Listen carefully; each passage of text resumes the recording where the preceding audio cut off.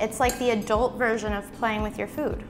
No, you have to play with your food. Churchill Downs is iconic and known for the Kentucky Derby, but we can't forget about the Kentucky Oaks. Absolutely. What is your favorite song in honor of Sounds of the City?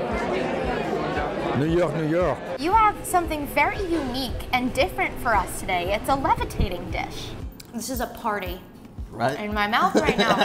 There are so many different flavors that hit you the second you take the bite. We're standing outside right now. Some people might be wondering why we are here, but that's because this is where the process begins. This is where it all begins. So there you have it, a couple of beer-drinking pigs and a must-stop if you're ever down here in St. Croix. Does that say it makes you feel like dancing? Teach me some moves. Let's go, 1, 2, right. 3. You definitely better drink it than me.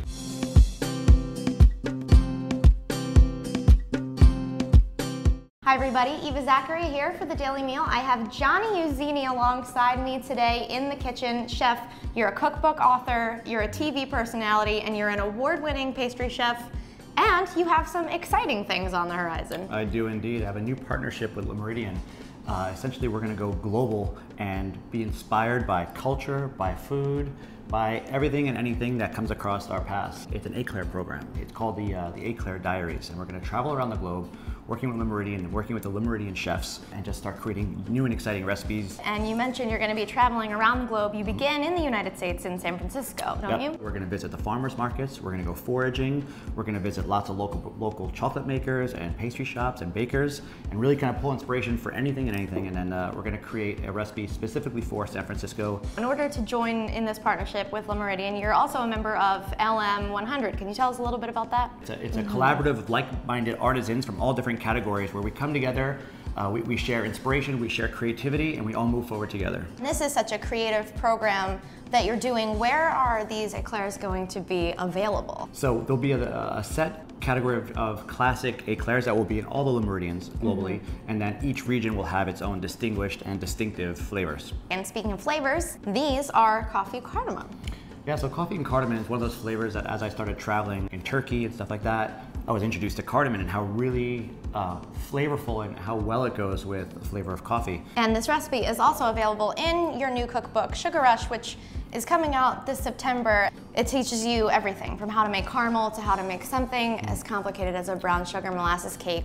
What was your inspiration behind creating a book for every skill level like this? So the first book I came out with was called Dessert Foreplay, which was a snapshot of my tenure of Jean-Georges, you know, and that was based on 4-part dessert, essentially collections, like fashion collections. The new book is actually a building block book. It's a foundation book. It's a book to kind of get people back into the kitchen and make them feel comfortable again, you know, and it goes through all different categories where you're talking about a mousse or a dough or cakes or batters or, you know, something as simple as why do we temper our butter? Why do we temper eggs? What happens when we don't? What happens when we do? You're not restricting any diets in this book either. There are some gluten-free recipes. Of course, you know, as a restaurant pastry chef, we're often faced people with all different challenges, you know, whether it's allergies or celiac or sugar allergies, whatever it might be. So we try to really kind of keep that in consideration and tell people like, okay, well, this is how you can work around that, you know. So we definitely give a couple gluten-free recipes. We talk about substituting natural sugars like honeys versus, you know, refined sugars.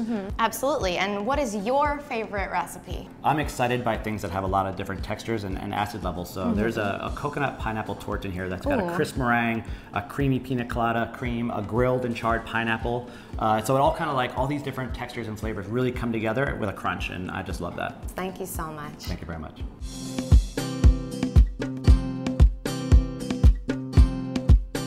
Hi everybody, Eva Zaccaria here with Clinton Kelly, a co-host of ABC's The Chew. Clinton, welcome to the Daily Meal Kitchen. Thank you so much. Excited to be here. We're so excited to have you, and you have a great springtime, summertime recipe to share with us today. I do. This is a mango chicken salad that is so delicious. Now, you've probably had chicken salad, what, 100,000 times in your life? Yeah. How many times have you had it with mango? Never. Never. You're going to have it today. Excellent. It's going to be your first time. It's really super simple, too. We're using a rotisserie chicken that we just sort of shredded, so we didn't have to take the time to roast the chicken. But I always say, if you're roasting a chicken, just roast 2.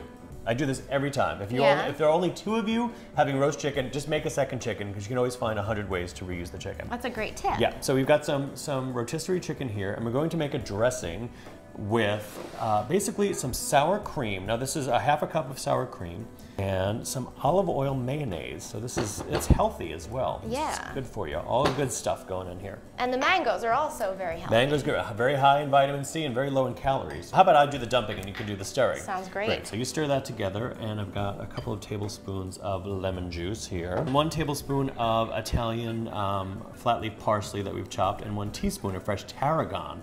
Delicious. I love that licoricey taste there. Yeah. Some chopped green onions or scallions, and then some celery for a little bit of crunch. Okay. Lots of greens, I love it. Lots of greens, all good for you, all delicious. And now we're gonna take some chopped mango. So you peel the mango, slice the mango very thinly, and give it a little bit of a cut, and that all comes together like that. So then, once you get that all incorporated, we start folding it into the chicken. It's basically the meat from 1 small rotisserie chicken, all shredded up. So you put yours into mine. Here we go. Okay. Oh, you know what? Let's throw some salt and pepper in there too. All right. Nice big pinch of salt. That's one thing I learned after working on the chew. Always season with salt Chefs and use a pepper? decent amount of salt. Yes, always season. And don't be afraid to season with salt. But you know, always go a little bit less, you know, at first, and then you can always add more. It's hard to take that salt out if you oversalt. I would be very impressed if you had a method for doing that. Yeah, wouldn't that be good? So now here we have our delicious chicken salad. And then we could do this, we could serve this a variety of different ways. We could do lettuce cups, but I thought we'd do endive here. So then we can just, you know what to do, let me take this endive off of here and we can arrange this on this platter. And you just scoop it in? Just scoop it in.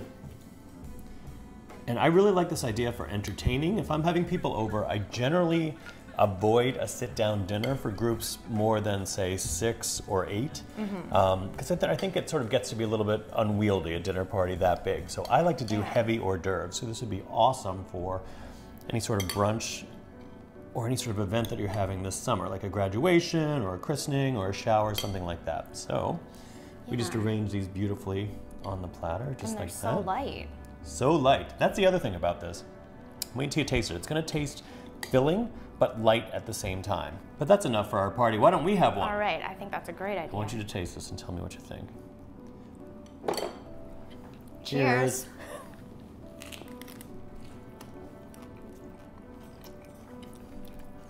It's so good. It's a little bit tangy, just the right amount. Yeah. Yeah. A little bit of sweetness from the mango, a little hit of that. I'm feeling really generous, so I'm going to tell you where you can get this recipe. Well, thank you. You can get it at the Daily Meal, of course, but also at mango.org. Clinton, thank you so much. Thank you.